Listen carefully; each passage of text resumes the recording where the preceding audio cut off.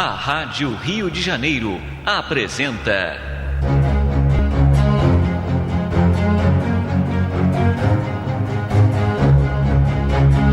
a atualidade da mensagem de Chico Xavier.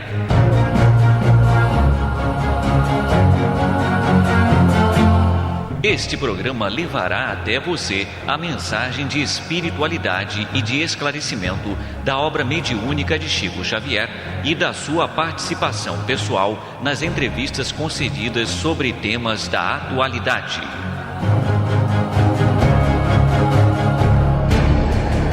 O nosso programa de hoje relembrará o tema Profetas, abordado por Francisco Cândido Xavier e por Emmanuel. E a primeira questão que foi feita a ambos foi a seguinte: os 5 livros maiores da Bíblia encerram símbolos especiais para a educação religiosa do homem?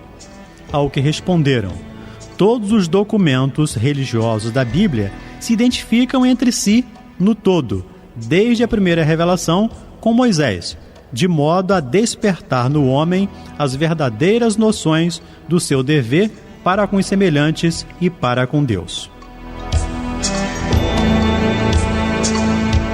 E a previsão e a predição nos livros sagrados dão a entender que os profetas eram diretamente inspirados pelo Cristo?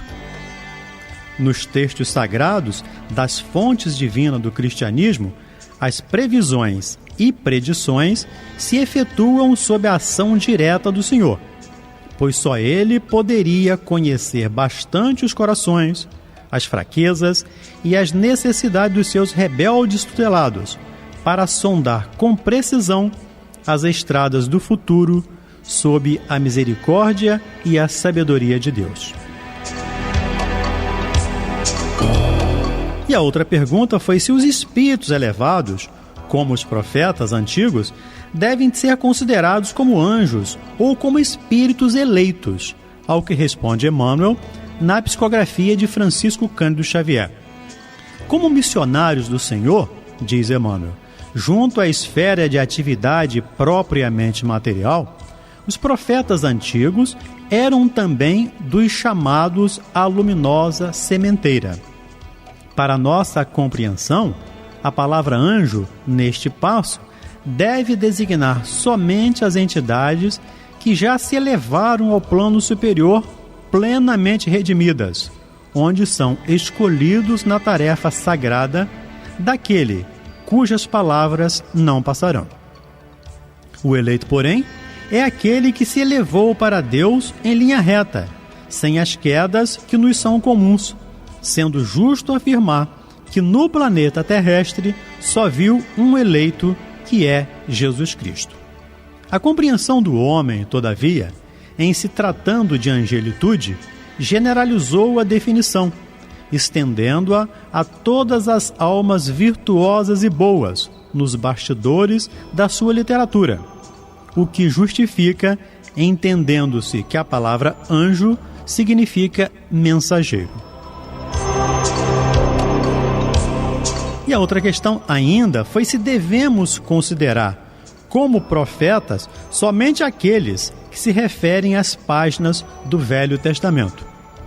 E responde Emmanuel que, além dos ensinamentos legados por um Elias ou um Jeremias, temos de convir que numerosos missionários do plano superior precederam a vinda do Cristo, distribuindo no mundo o pão espiritual de suas verdades eternas. Um Sakayumi, um Confúcio, um Sócrates foram igualmente profetas do Senhor, na gloriosa preparação dos seus caminhos. Se desenvolveram a ação distante do ambiente e dos costumes israelitas, pautaram a missão no mesmo plano universalista, em que as tribos de Israel foram chamadas a trabalhar, mais particularmente pelo progresso religioso do mundo.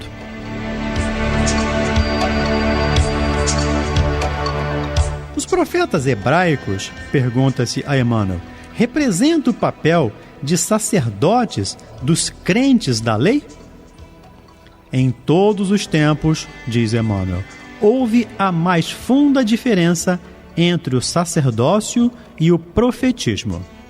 Os antigos profetas de Israel nunca se caracterizaram por qualquer expressão de servilismo às convenções sociais e aos interesses econômicos, tão ao gosto do sacerdócio organizado em todas as eras e em todos os lugares.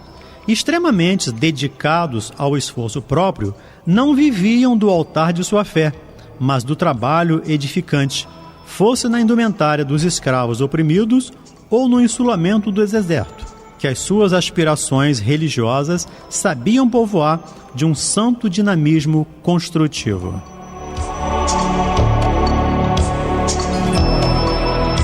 Os profetas do Cristo têm voltado à esfera material para trazer aos homens novas expressões de luz para o futuro da humanidade? Em tempo algum, as coletividades humanas deixaram de receber a sublime cooperação dos enviados do Senhor na solução dos grandes problemas do porvir.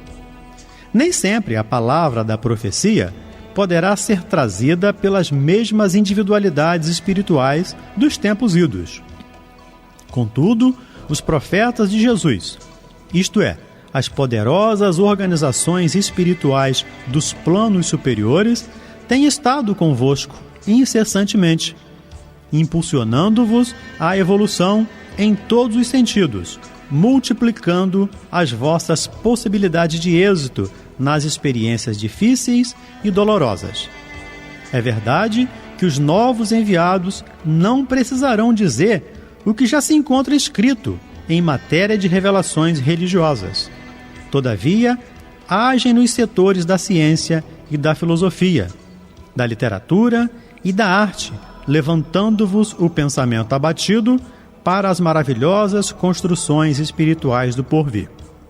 Igualmente é certo que os missionários novos não encontrarão o deserto de figueiras bravas, onde os seus predecessores se nutriam apenas de gafanhotos e de mel selvagem, mas ainda são obrigados a viver no deserto das cidades tumultuosas entre corações indiferentes e incompreensíveis, cercados pela ingratidão e pela zombaria dos contemporâneos, que muitas vezes lhes impõem o pelourinho e o sacrifício. O amor de Jesus, todavia, é a seiva divina que lhes alimenta a fibra de trabalho e realização, e sob as suas bênçãos generosas, as grandes almas solitárias atravessam o mundo, distribuindo a luz do Senhor pelas estradas sombrias.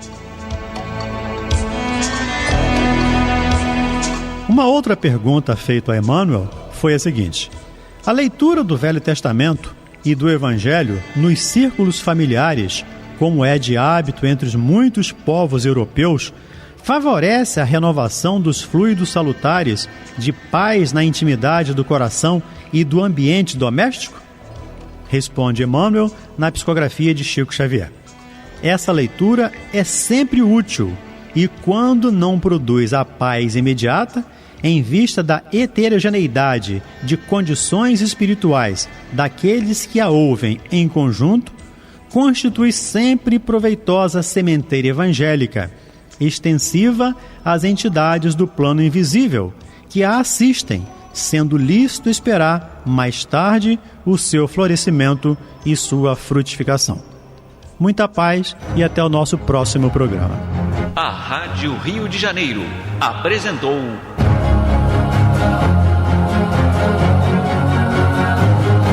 a atualidade da mensagem de Chico Xavier.